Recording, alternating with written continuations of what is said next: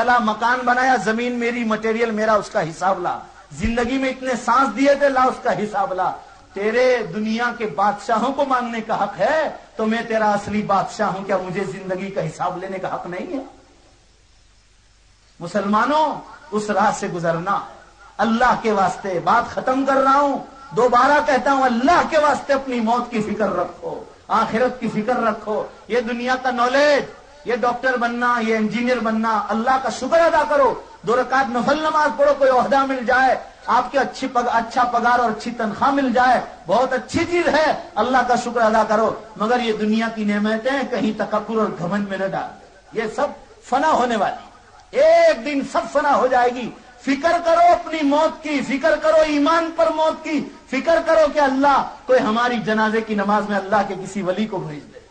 یہ فکر کرو کہ اللہ لوگ ہمارے دیے ایسے آدمی بھیج دے جو مغفرت کی دعا مانگے اور اللہ ان کی پکار سن لے اور ہماری بخشش کر دے. قبر میں فرشتوں سے یہ کہہ دے، یہ میرا بندہ ہے، یہ میری بندی، اس کو ہاتھ مت لگانا، بس یہ چھوڑ دے، سمجھو کہ یہاں سے کامیابی شروع ہو گئی.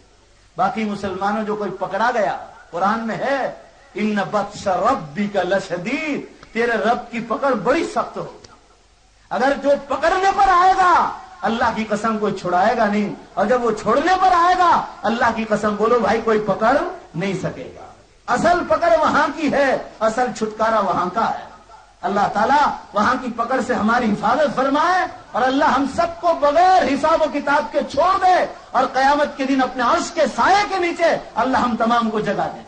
تو دیکھو آخری بات، رمضان مبارک میں نمازیں، روزے اور نمازیں پابندی کے ساتھ، دعائیں مانگنا، رونا اور دھونا.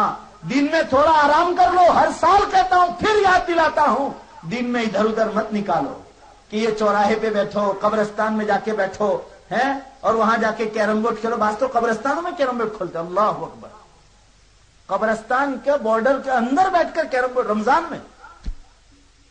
اور یہ میں نے اپنی آنکھوں سے دیکھا ہے آپ کے صورت میں رمضان المبارک میں. آپ انداز، یہ کوئی جگہ ہے کھیلنے کی، کیرم بورڈ کھیلنے کی؟ چاہے قبریں دوسری جگہ ہو مگر قبرستان قبرستان ہوتا ہے. آپ کا دل کیسا کہ وہ بھی مبارک مہینہ آپ روزے کے ساتھ ہے اور قبرستان میں درخت ہے، چھایا دے رہا ہے، سایہ دے رہا ہے، تو آپ وہاں بیٹھ کر کیرم بورڈ کھیلے، وہاں کرسیاں اور ٹیبل لے کر بیٹھتے ہیں. اللہ اکبر. اور رمضان کی راتیں تو ایسا لگتا ہے جیسے کیرم بورڈ اور کرکٹ کھیلنے ہی کے لیے آئے. کتنے نوجوان ہیں 11 مہینے راتوں کی اتنی ٹورنامنٹ نہیں کھیلتے جتنا راتوں کو کھیلتے ہیں. والی بال اتنا 11 مہینے نہیں کھیلتے جتنا رمضان میں کھیلتے ہیں. اللہ کے بندو، یہ کھیلنے کا دن نہیں ہے. آمین کہو کہ اللہ مبارک مہینے میں ان کھیلوں سے ہماری حفاظت کروا. اگر جوان آدمی ہے، اللہ نے پیسہ دیا ہے تو کچھ کھانے کا ارادہ ہوا، کبھی جھانپے پر چلے گئے، کبھی سگرام پورے چلے گئے، کبھی راندیر چلے گئے، تو ٹھیک ہے، کھانے پینے کی حلال چیزیں ہیں. ہم حلال چیزوں کو حرام تو نہیں کر سکتے، بولو بھائی حرام کر سکتے، ٹھیک ہے، مگر ایسا نہیں کہ رات 2 بجے تک وہاں بیٹھے رہے، عورتیں مسلم غیر مسلم آ رہی اس کو دیکھتے رہیں اور رمضان کی مبارک راتوں کو خراب کرتے رہے. بہت بری بات ہے. میں نے 5 سال رمضان یہاں گزارا. ہم خالص دیکھنے کے لیے کبھی کبھی راتوں میں نکلتے تھے.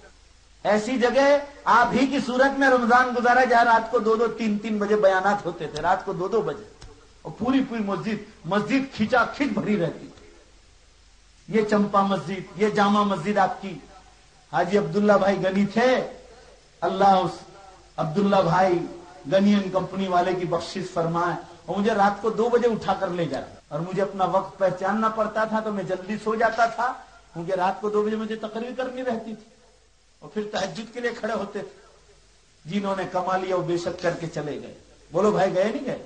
مگر جن کو نہیں کرنا ہے وہ راتیں گاڑیاں لے کر گھومتے. ارے بھائی ٹھیک ہے، جوان ہے، کچھ کھا لیا پی لیا، مگر اس کا یہ مطلب تو نہیں. بعض تو ایسے ہیں کہ عشاء بھی نہیں پڑھتے، بعض عشاء پڑھ لیتے تراویح چھوڑ کے چلے جاتے، اور بعض پڑھتے بھی ہیں، پوری رات جاگتے ہیں.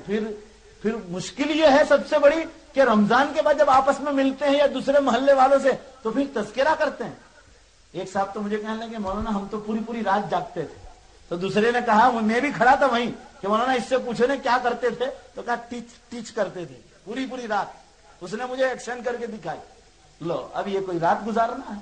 اللہ کے بندو کچھ تلاوت میں نکالو، کچھ درود میں نکالو، کچھ دعاؤں میں نکالو، ہیں جلدی سو جاؤ. اور پوری رات نہ جاگ سکو تو جلدی سو جاؤ اور پچھلے پہر اٹھ جاؤ. قرآن میں اللہ نے اعلان کیا ہے کہ کچھ نماز تو ایسی پڑھو کہ جس کو اللہ کے سوا تیسرا کوئی نہ جانتا ہو. فرض نماز میں تو آپ کو سب دیکھتے ہیں کہ یہ نمازی آدمی ہے. حضور صلی اللہ علیہ وسلم فرما رہے ہیں صلو والناس نیام.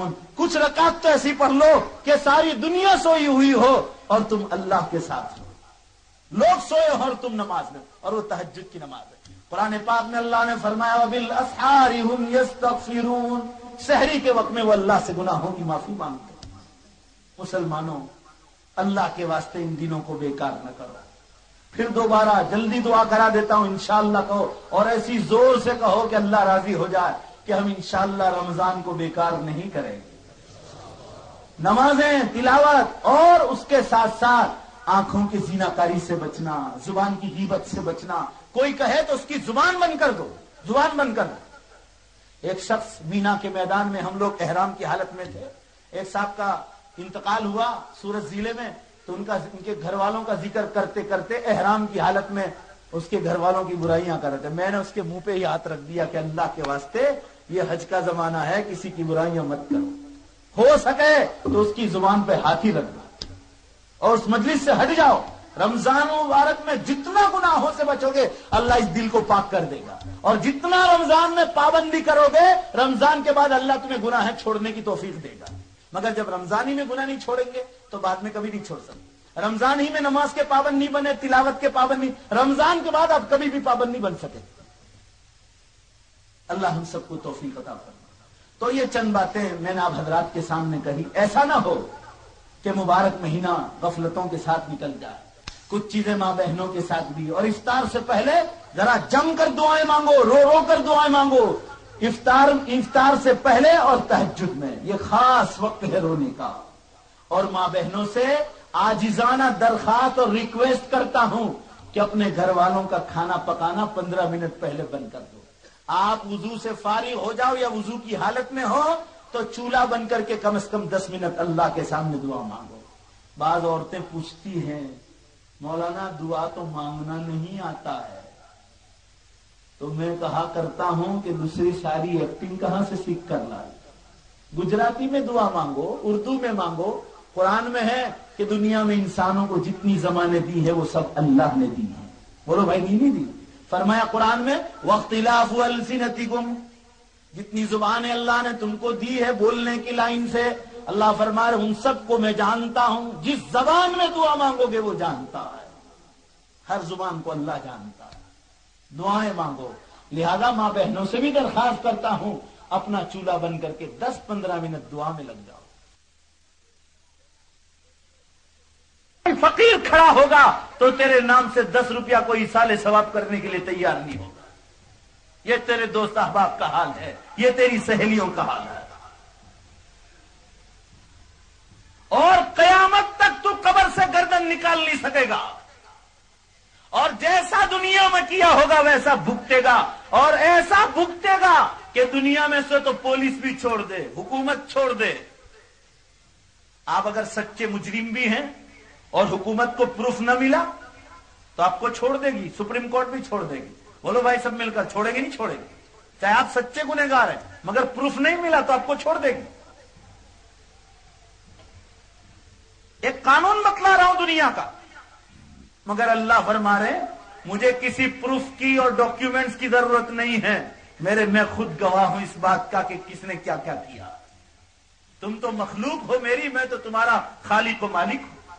آیت الکرسی میں اپنی ذات کی پہچان کروائی.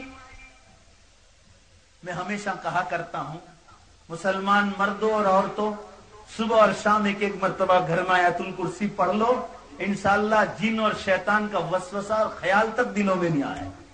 رسول اللہ صلی اللہ علیہ وسلم نے فرمایا. مگر ایک بار بھی نہیں پڑھو گے تو ہوگا کیا کہ اگر بلی بھی جو آپ کے گھر میں غریب آدمی ہے اور بلی دودھ پی گئی تو مولانا کے پاس جائیں گے تعویذ لینے. کیوں بھائی؟ اس لیے کہ گھر میں پنجڑا بھی نہیں ہے، فریز بھی نہیں کہ وہ دودھ کو اندر رکھے. وہ بیچارہ ایسے رکھ دیتا ہے اور وہ وزن اتنا رکھتا ہے، وہ 250-500 گرام دودھ پر غریب آدمی ہے کہ وہ بلی کسی جگہ سے بھی گھسے گی اور وہ وزن اتارے گی اور دودھ پی جائے گی اور کہے گا مولانا میرے گھر میں کسی کا گزر ہے، روزانہ کوئی دودھ پی جاتا ہے. ابھی کا میں نے ایک آدمی کو پکڑا، میں آپ کو قصہ سناتا چلوں۔ ایک آدمی میرے پاس آیا، میں نے کہا بھائی دیکھو میں کوئی ٹائم لے کر بیٹھا نہیں ہوں تعویذ کے لیے، میرے پاس ٹائم نہیں ہے، آپ کسی وہ فلاں صاحب کے